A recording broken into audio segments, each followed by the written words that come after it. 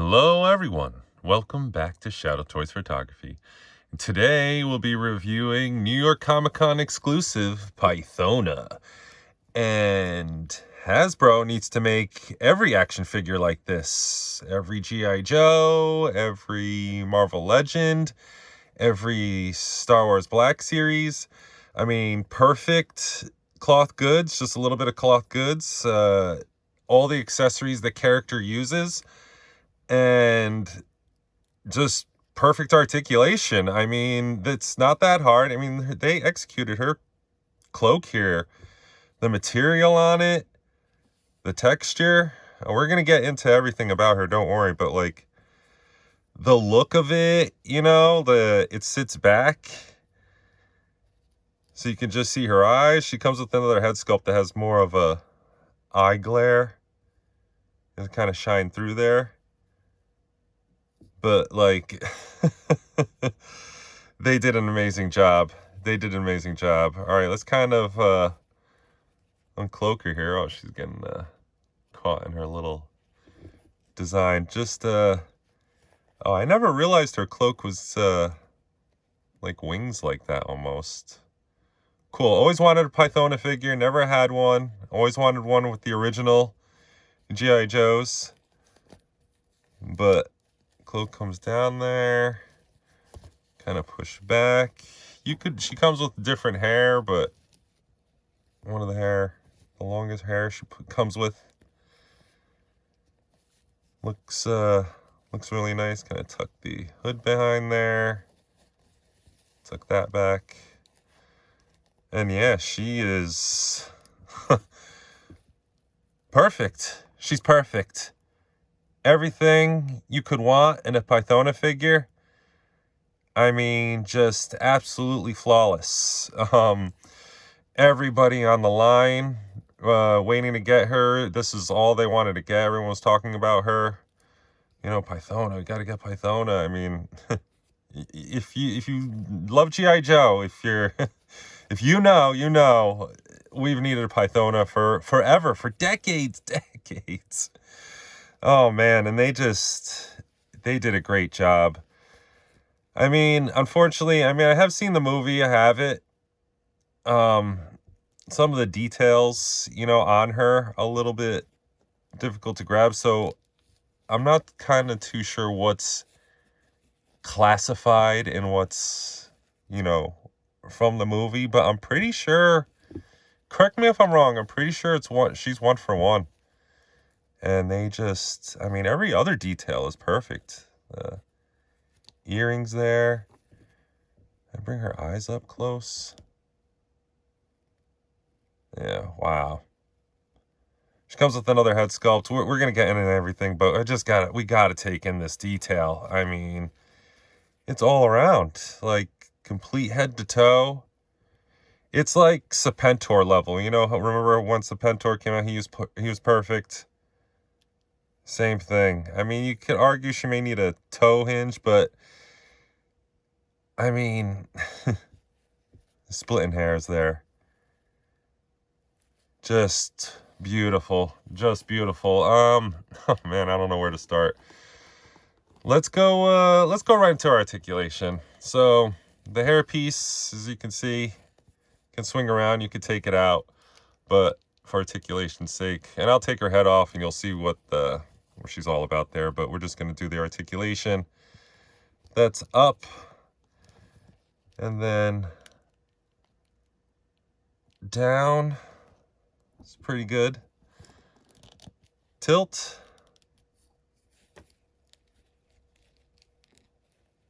Not bad. Oh yeah, she gets attitude, side to side, expression. You can move the hair for extra. Yeah, perfect. It's a double ball neck peg on both sides. Butterflies. Let's show from behind and from the front. Really, really nice. I mean, she is a little bosomy there, but you know, they can't really cut around it. Maybe they did up top, so she is fresh out the package, so maybe if I play with her a little bit more, I'm not going to bother heating her up because I mean, it's October, it's Comic-Con. It's just starting to get cold, but no, it's not needed. And she wasn't shipped, you know, I picked her up at the Javits. But shoulder joint gets all the way up. Does she get the T-pose, beyond T-pose? Of course. Of course. Bicep cut, pinless, double jointed elbows. And she's got trigger fingers, but she doesn't really use conventional weapons like that. And hinge that go the right way with triggers on both hands. So that's really nice. Let's do upper torso. Push it back. I'm trying not to move the bottom one. And that's pretty good. Let's push it forward. I'm moving the bottom there. Which is, I mean, okay. It moves a little bit. All right, let's try just the bottom. Push that back, which is good. And then just the bottom forward, which is okay. All right, now let's do both back, which is really good. And both forward.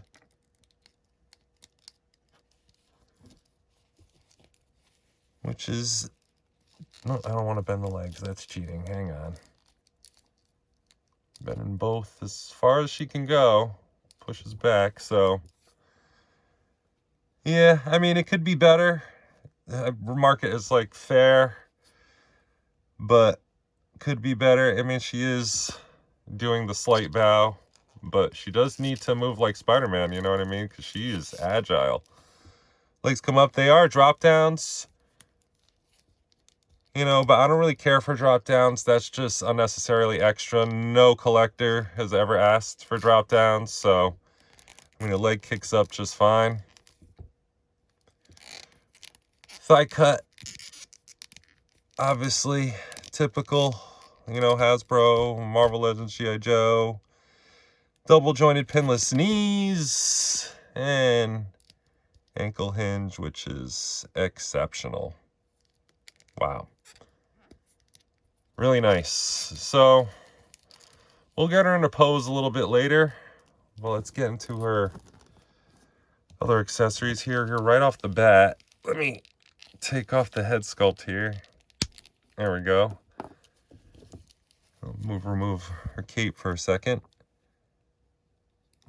So yeah, it doesn't, I mean, it moves. I mean, she's got all the right articulation. Just in some areas, maybe in the chest and in the neck, can be a little bit improvement. Maybe, no, that cuts, maybe, yes, they should have cut that out right there for the hinge. Yeah, that's what's blocking it. So if you bring it up, you know, it's going to get a nice crossover. But then the more you bring it down, see, and her chest shouldn't really get in the way. Yeah, maybe that should have cut that there. But minor gripes, honestly, because this is a perfect figure. I mean, you're gonna see she's going to pose pretty well. All right, bear with me as I get her other head on there. Other hair piece there. Another head sculpt. Or vampire, well, snake, I should say. Look there. Eyes look, as I was saying before, more illuminated. You know, they catch the light a lot better. So probably look better with the hood on. I'll have to play with all that, but really nice. Really nice. Really nice job. Let's pop her back there for a second while we go into the rest of her stuff. She's got this kind of Orochimaru, I thought they were snakes, but they're actually eels, and I remembered that. I can't remember if they were electrified or not, but why not add that, right? A little electrical piece, you know, from maybe X-Men or something like that. Put that on there to electrocute somebody. I think this could fit on a face sculpt. I don't know. I'm going to hopefully remember to do that. She comes with these two Um, throwing snakes. I mean, I don't know what you want to call it. Throwing discs, snake discs. There we go. Throwing snake discs. I like that. They look pretty cool. Oh, snakes on double side. I like how you could get more of the details, you know what I mean? Because she uses these so fast when she infiltrates the, was that Terradome, or was like Serpentor's Terradome? She comes with this crab face hugger, alien Earth kind of creature. Man, oh man, creepy stuff. Some of it I remember, some of it I don't. I have to really rewatch the movie. The Big Ruby or Diamond or whatever you want to call it. I guess it's technically a sapphire. No, technically a ruby. That's the color, but it's a diamond shape, and as she tempts the dreadnoughts with, you know, pretty cool. Actual size too, like to scale in the show. All right, she comes with 2 fists. Nothing fancy. And then she comes with the smoke acid hand, I guess.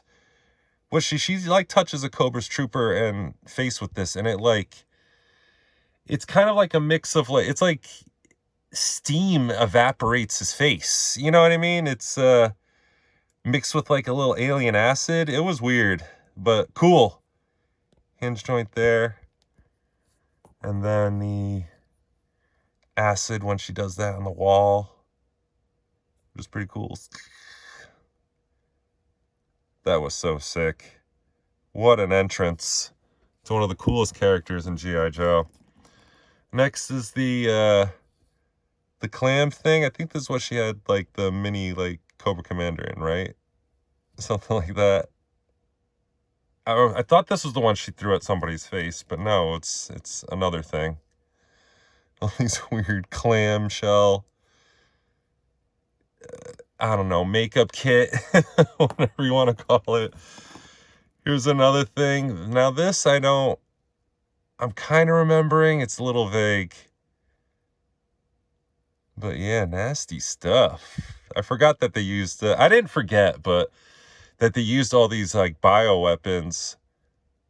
But I don't recall her using so many. I remember the things she threw on the guys' faces, and then she was like melting faces and walls with her hands and stuff. But all this extra stuff, I mean, and here's the one that fits on a trooper's face as well. So we'll see. We got at least 2 here. We'll try and get on a trooper's face.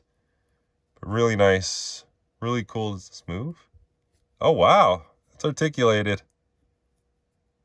Cool. What about not that one, but this one? Oh, nice. To kind of grip on a face. Oh, excellent.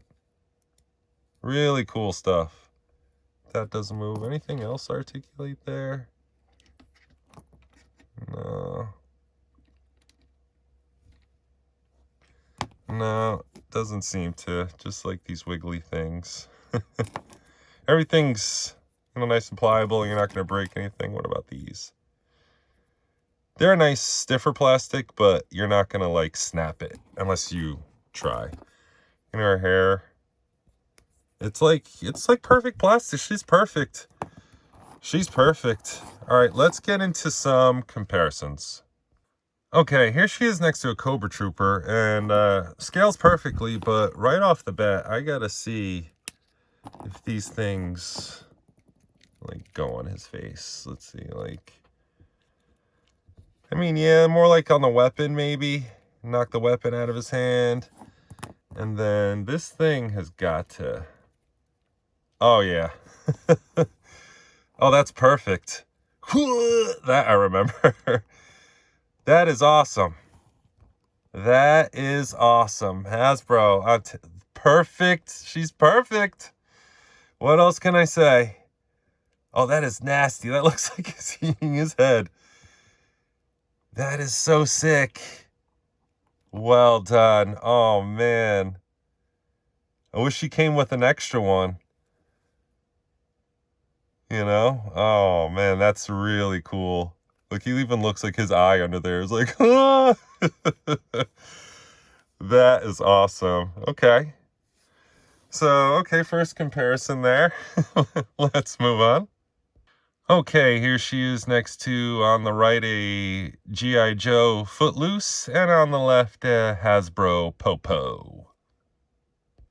Here she is next to a G.I. Joe female, and yeah, this this line is on point. They found their footing.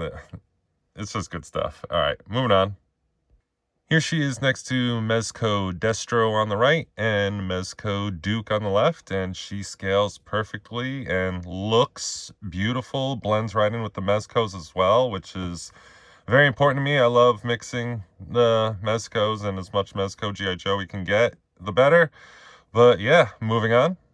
And finally, here she is next to Serpentor. I do have Nemesis Enforcer.